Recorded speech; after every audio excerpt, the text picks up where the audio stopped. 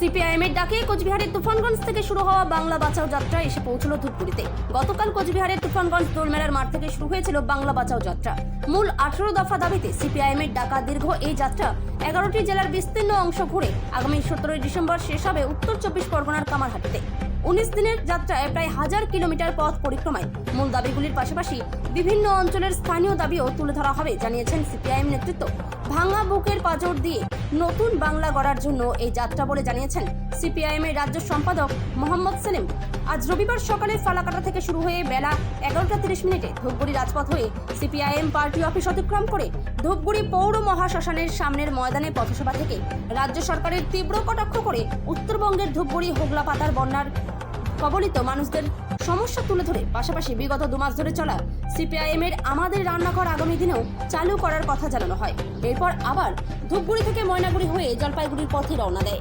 আমরা বাংলা ভাষা যাত্রা বলেছি, শুভেন্দু মমতা অভিষেকরা মিলে বাংলাকে মারতে চেয়েছে, মেরে ফেলেছে প্রায়, সেজন্য এখন খালবালি করছে। এরকম হয় কারণ এখন উত্তরবঙ্গে ছুটে আসতে হলো। যখন বন্যা হচ্ছিল তখন কোথায় ছিল? সব নাটক করেছিল, কলকাতা থেকে আগরতলা দৌড়ঝাঁপ করছিল। যখন আমাদের এখানে ত্রাণ পুনর্বাসনের কথা ছিল, মমতা ব্যানার্জি এসে বললেন মহাকাল মন্দির করে দেবো। আর এখানে বন্যাত্ম মানুষ এই যে শুনলে রান্নাঘর আমরা চালাচ্ছি, ত্রাণ পুনর্বাসনের কথা বলেছি, ঘরের টাকা মেরে দিচ্ছে সেটা যাতে পায়। এখন এখানে একজন মহিলা এসছে বলেছে যে ঘরের টাকা পায় নাই, তারপরে ঘর করবে কোথায়? তাহলে জমিকে রিক্লেম করতে হবে। যখন বালি চুরি করেছে অভিষেক শুভেন্দুর জন্য একসঙ্গে চুরি করেছে। এই যে খুন খারাপি করেছে মাওবাদীদেরকে নিয়ে এসে লাল হটাও বলে তারা একসঙ্গে করেছে। এখন ভাগাভাগি কিসে? লুটের মালের ভাগাভাগি। এখানে কেন্দ্রীয় সরকারের প্রতিনিধি ছিল, আছে, কি করেছে তারা উত্তরবঙ্গের জন্য? এই বন্যাত্ম মানুষ বলছে এখনো রেলের বাঁধের কাজ শুরু হয়নি। আবার যেখানে ঘর করবে সেখানে জমি ভাগ করা হয় নাই। এখানে ধূপগুড়িতে পুরসভা হওয়ার পরেও মানুষ সেবা পাচ্ছে না। এখানে কৃষক, আমাদের সময় যে রেগুলেটেড মার্কেটিং ছিল, কৃষি পণ্যের বাজার ছিল, সেটাকে মমতা ব্যানার্জি বিজেপি তৃণমূল দুজনে ধ্বংস করেছে। নীল সাদা রং করে কৃষক মান্ডি তৈরি হয়েছে, কিন্তু সেখানে বাজার নেই। তাহলে বাজারটাকে সংগঠিতভাবে ভেঙেছে ওরা। ভেঙেছে এই জন্যই যাতে বড় বড় আদানি আম্বানিরা যাতে কৃষি পণ্যের বাজার হাতে পায়। এই জন্য কৃষক বিল নিয়ে এসেছিল, কৃষক মারার বিল। সেটা কৃষক সভা আন্দোলন করে লড়াই করে তবে আটকেছে। এখানে দাঁড়িয়ে বন্য প্রাণীর মারা যাচ্ছে, আবার বন্যপ্রাণী ফসল নষ্ট করছে, মানুষকে আক্রমণ করছে। কেন এটা হচ্ছে? তার মানে আজকে মোদী মমতার সরকারে আমাদের দেশের এই ব্যালেন্সটা হারিয়ে গেছে। আমাদের বন্যপ্রাণীকেও বাঁচাতে হবে। ওরা চাইছে বন্যপ্রাণী মেরে দিয়ে সব, আর আম্বানির একটা ছেলের চিড়িয়াখানা আছে সেখানে নিয়ে গিয়ে রেখে দেবে। আবার বন জঙ্গল যখন সাফ করে দিচ্ছে তখন সেই প্রাণীগুলো লোকালয়ে চলে আসছে।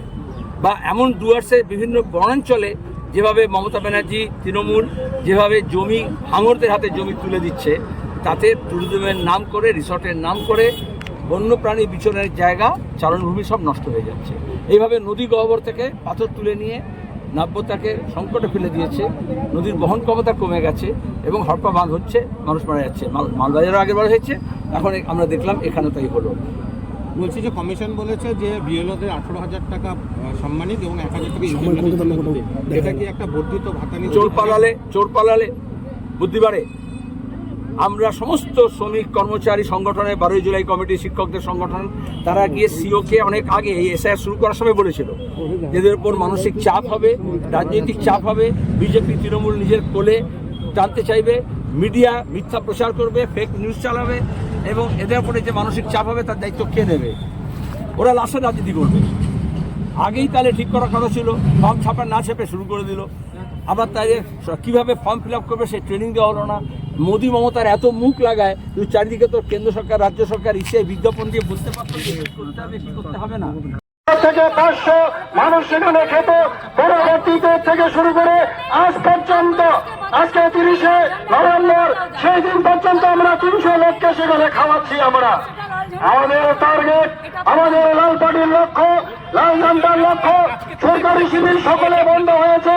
কেবল